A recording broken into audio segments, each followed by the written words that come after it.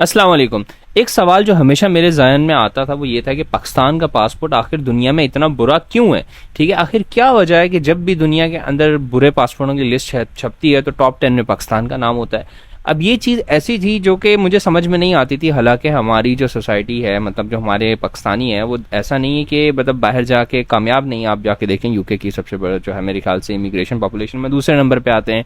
US में भी बड़ी बड़ी पोजीशंस में सब कुछ है, इसके बावजूद पाकिस्तान की जो पासपोर्ट है उसकी कदर नहीं है दुनिया में। तो इसका सवाल मुझे आहिस्ता आहिस्ता मिला, और क्योंकि हम इस चैनल के ऊपर फाइनेंस रिलेटेड और आपको मैंने बताया था जिससे कोई भी चीज़ जो कि आपको प्रोफेशनली प्रोडक्टिव बनाएगी, जो कि आपको दुनिया के मामलात समझने में हेल्प आउट करेगी, ये चीज़ उससे ताल्लुक़ रखती है। तो मैं इसलिए आप लोगों के साथ इस पर शेयर कर रहा हूँ। ठीक है, तो छोटा सा इंट्रोडक्शन मेरा, माय नेम इज़ उमैर और मैं एक प्रोफेशनल डॉक्टर हूँ। बट क्योंकि जैसे जैसे आपको एक चीज़ रियलाइज़ होगी जब आप थोड़ा सा ग्रो करना स्टार्ट करेंगे कि जब आप एक ख़ास लेवल ऑफ एजुकेशन अचीव करते हैं उसके बाद देखेंगे कि आपकी जो ग्रोथ है वो रुक जाती है। ठीक है, आपको एहसास होगा कि आप जितनी ज़्यादा मेहनत करते हैं उतना ज़्यादा आपको रिवॉर्ड नहीं मिलता। तो फिर आपको चीज़ें सीखना समझना शुरू करनी पड़ेंगी। इसी तरीके से मैंने किया, मैंने समझना शुरू किया कि दुनिया का निज़ाम फाइनेंशियल सिस्टम में काम कैसे कर रहा है, और इस तरीके से मैंने एक जर्नी का आगाज़ किया जिसे मैं कहता हूँ मेरी फाइनेंशियल इंडिपेंडेंस की जर्नी। और इसमें मैंने stock market, mutual fund, forex, every other thing, हर जगह पे जो है वो मैंने ज़ीरो से चीज़ें सीखना शुरू की। और वो तमाम चीज़ें जो मैं सीखता जा रहा हूँ वो मैं आप लोगों के साथ इस चैनल पे शेयर कर रहा हूँ। तो अगर आप भी फाइनेंशियली इंडिपेंडेंट होना चाहते हैं तो चैनल का सब्सक्रिप्शन आपके लिए काफ़ी ज़्यादा हेल्पफुल साबित हो सकता है। ठीक है, तो चलते हैं टॉपिक के ऊपर। देखिए, किसी भी पासपोर्ट की कदर कितनी होगी ये चीज़ डिफाइन करती है कि उस पासपोर्ट को होल्ड कौन करता है। ठीक है, अब आपको मैंने बताया कि पाकिस्तानी जो है, ऐसा नहीं है कि दुनिया में जाके कामयाब नहीं है, पाकिस्तानी दुनिया में कामयाब हैं, लेकिन इसके बावजूद पाकिस्तानी पासपोर्ट की कदर नहीं है। उसकी वजह यह है कि कहा जाता है कि एक गंदी मछली भी पूरा तालाब गंदा कर देती है। ठीक है ना, इसी तरीके का एक निज़ाम है जो कि आपको समझने की ज़रूरत है। पाकिस्तान में ना जो स्पेसिफिकली लो सोशो इकोनॉमिक सिस्टम के लोग हैं या जो गांव देहात के लोग हैं, उन्हें बहुत ज़्यादा एक्सप्लॉइट किया जाता है और उन्हें अंदाज़ा नहीं था कि उनके साथ क्या हो रहा है, और उनके जो इम्पैक्ट्स हैं वो आपके ऊपर आ रहे हैं। आपने सुना होगा कि पाकिस्तान के अंदर जो है मुख्तलिफ शहर ऐसे हैं जिनके जो पासपोर्ट्स हैं वो दुबई के अंदर बैन है कि आप वो वीज़ा नहीं मिल सकता। ठीक है, मल्टीपल है, चकवाल वगैरह, इस तरह काफ़ी सारे जो है ना सिटीज़ मौजूद हैं। ठीक है, अब इसकी वजह क्या है? देखिए, जब पाकिस्तानी यहाँ से बाहर जाते हैं ना, जो एजुकेशन पाकिस्तानी होता है वो ज़्यादातर जाता है जॉब लेने के लिए। ठीक है, वो ज़्यादातर बाहर जाता है किसी वर्क काम रिलेटेड कामों के लिए। लेकिन पाकिस्तान की जो लो सोशल इकोनॉमिकल क्लास है, ख़ासतौर पे इस सराइकी बेल्ट वाले और जो इंटीरियर गांव के लोग हैं, इन्हें बहुत ज़्यादा एक्सप्लॉइट किया जाता है क्योंकि इन लोगों को ना बैगिंग की आदत होती है, मांगने की, इन्हें मेहनत करने का शौक़ नहीं होता। तो दुबई के अंदर कुछ लोगों ने इस चीज़ को एक्सप्लॉइट करना शुरू किया। कैसे एक्सप्लॉइट करना शुरू किया? मुझे आज से तकरीबन 1.5 से 2 साल पहले मैंने जब ये चीज़ सुनी उस वक्त मैं बड़ा हैरान हुआ, लेकिन मुझे अंदाज़ा नहीं था कि इतनी छोटी छोटी चीज़ों का इतना बड़ा इम्पैक्ट होता है आपकी पूरी एज अ ग्लोबल इमेज के ऊपर।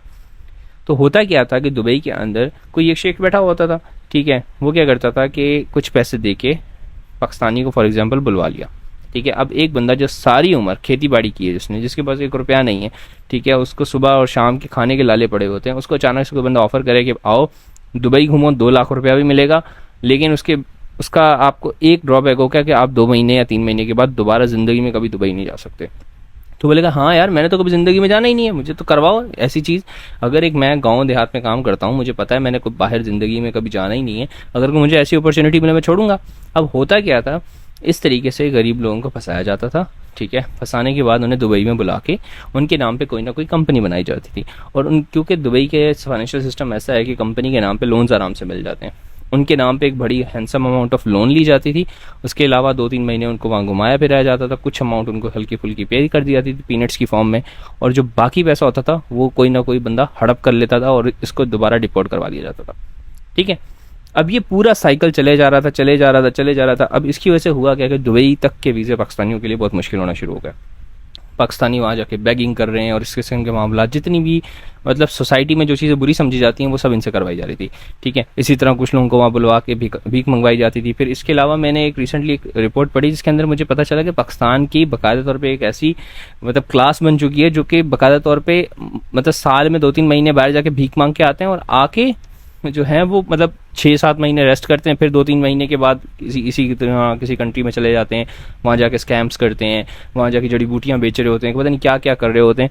और इस तरीके से वो मतलब 2-3 महीने काम करते हैं, फिर वहाँ से डिपोर्ट होकर आ जाते हैं, फिर दोबारा 1 साल के बाद फिर दोबारा चले जाते हैं। इस तरीके से इन्होंने सिस्टम बनाया हुआ था। होता क्या था, पाकिस्तान की इमेज ख़राब हो रही थी, ठीक है। इसके अलावा अगर आप देखें तो आपने अमूमन टिकटॉक्स वगैरह देखी होंगी, जिसके अंदर को बंदा है, वो बेचारी कोई अंग्रेज़ घूम रही है, उसको ज़बरदस्ती को वीडियो में डाल रहा है, ठीक है। उसकी मतलब अगर वो रिलैक्स होकर बैठी हो तो ज़बरदस्ती की जो है ना उसको वीडियो में लेने की कोशिश कर रहा था, मतलब गैर इखलाकी हरकतें हो रही थी, ठीक है ना।